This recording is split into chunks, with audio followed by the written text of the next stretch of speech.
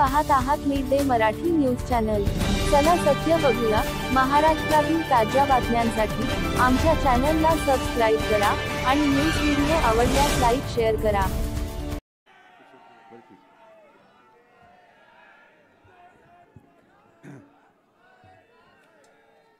जमलेल्या माझ्या तमाम हिंदू बांधवांनो, भगिनींनो आणि मातांनो, अरे दुपारचे 2:30 वाजलेत। जेवणाचं काय? जेवण झालं? माता भगिनींना विचारतो, जेवलात का? ते नाही म्हणतायत। अर्थात आम्ही पण कोणी जेवलेलं नाही, पण मी तुम्हाला खरंच मनापासून साष्टांग दंडवत घालतो। याचं कारण असं की हल्ली जे काही राजकीय कार्यक्रम चालतात, मग ते पंतप्रधानांचे असतील, मुख्यमंत्र्यांचे असतील, आणखीन कोणी, मी जे म्हणतो ना 2 फुल 1 हाफ, तसं 1 फुल 2 हाफ, तर 2 हाफ म्हणजे 2 उपमुख्यमंत्र्यांचे असतील। सभेला किती गर्दी येणार? ती गर्दी सगळी भाड्याने आणली जाते। पंचतारांकित हॉटेलमधनं जेवण मागवलं जातं। मध्ये एक असा व्हिडिओ आला होता की नव्या मुंबईमध्ये एका उपमुख्यमंत्र्यांनी कार्यक्रम लावला। 2-3 हजार किलोची बिर्याणी होती म्हणे। मला माहीत नाही किती किलोची किती बिर्याणी होती। लोक आली, ती सरळ जेवायला गेली, भाषणाला कोणी आलेच नाहीत, आणि मग हे महाशय रिकाम्या खुर्च्यांना संबोधित करून निघून गेले।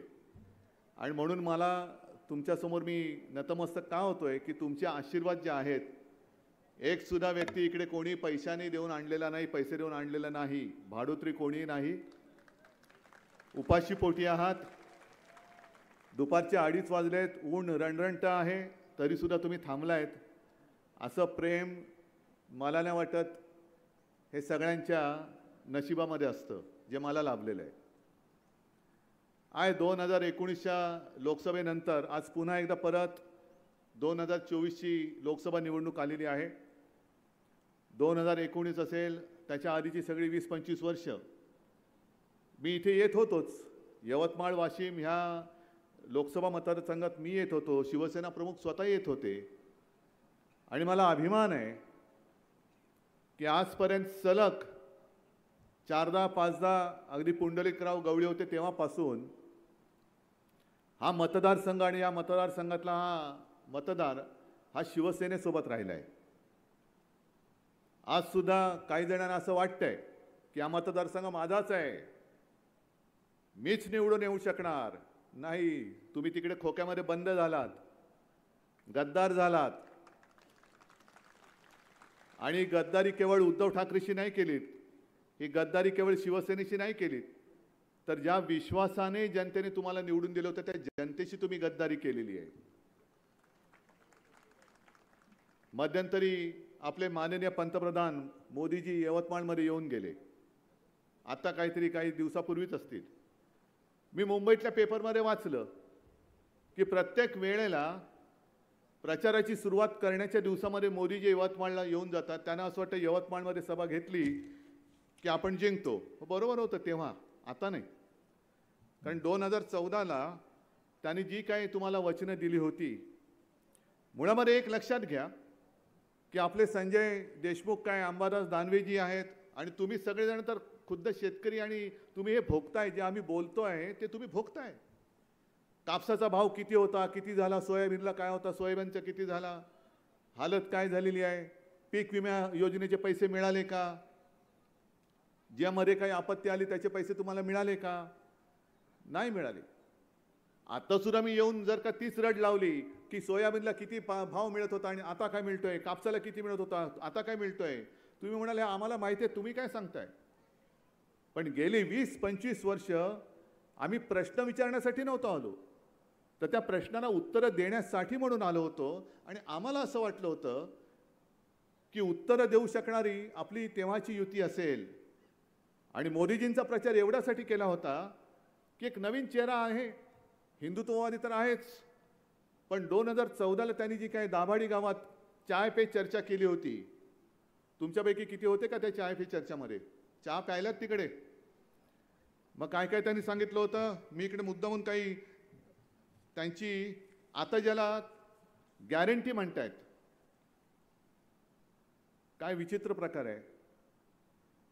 या गेल्या 10 वर्षामध्ये अनेक योजनांची नावं त्यांनी बदलली, अनेक गावांची नावं बदलली, अनेक रेल्वे स्टेशनची नावं बदलली, पण आता जुमलाचं नाव त्यांनी गॅरंटी केले. म्हणजे थापा त्या थापा, त्याला फक्त जुमला म्हणायचं नाही, आता त्याला गॅरंटी म्हणायचं. आणि संताप संताप जो म्हणतो ना, का नाही शेतकरी चिडणार, का नाही शेतकरी पिसाळणार? तुम्ही 2014ला जी आश्वासनं दिली होती, त्या आश्वासनांचं काय झालं?